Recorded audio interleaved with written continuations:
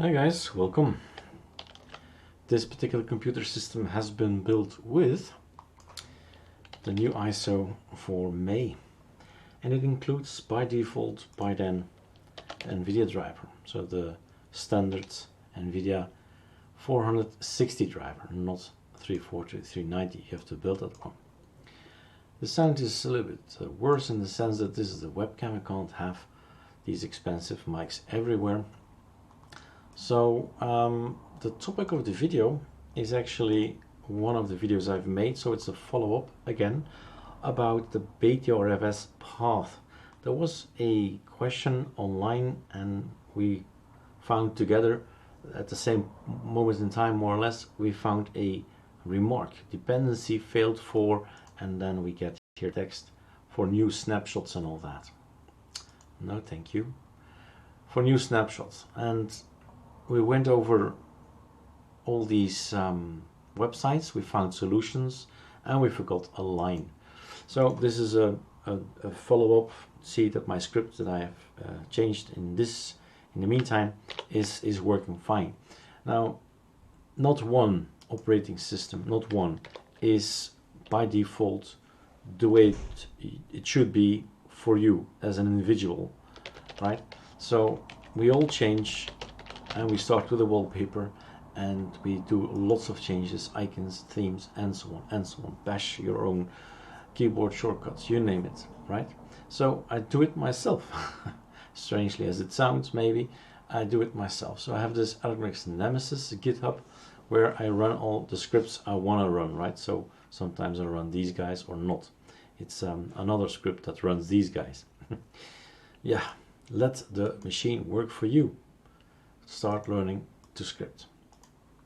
So after a clean installation, I'll have a file, and I've updated this particular file. Is called BTRFS or ButterFS, maybe easier to say. And this is an extra line here. This is something that we discovered. I forgot to do that. It wasn't on ArcoLinux, didn't see it right. So here it is, new machine, clean install. What do? You want to set up BTRFS. Did I select BTRFS? Because you need to do that in Calamares, right? So let's go for a DUF. DUF is now on our systems. BTRFS, check. All right, that's clear. Then here we have the 940. Timeshift is not yet activated, so it really is a clean install. And I'm running 940 to check. Again, is everything okay? I gotta be fast if I want to see the change.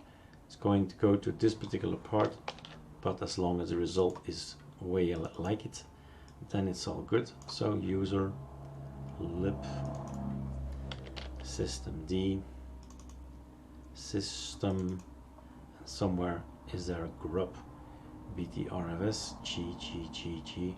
Let's type G. Then we have that already. This guy. So this guy is not changed yet, which is good, right?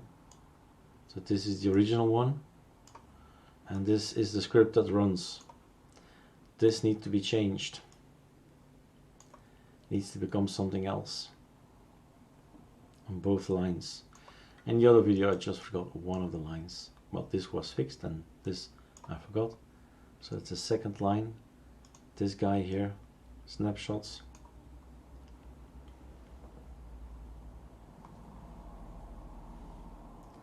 In the meantime, F12, no, where is he updating? Where is he running? Should be finished now, there you go.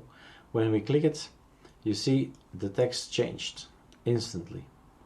So that's basically what this here says. Run Timeshift with some backslashes with so the slash will not be worked. We do it like this, so that a backslash before it will keep the slash as a slash, just as a character, not as a divider. Alright, seems to work. Yep, no type was made. So I can basically let this script be at rest. Everything is cool, everything is working. I don't need to save anything because it is already saved. If you want to see again, there it is. It's okay. So now I can just boot up and everything will be just fine. Just a quick follow-up video and maybe get you started on your own GitHub, where you put your own scripts in there, use and learn what I type and change, right? And in this case I say install Vivaldi, but no confirmation, so it's always yes. And it's already installed, then fine, then just skip it if it's there already. Things like that. Alright, have fun making your own scripts. Cheers guys.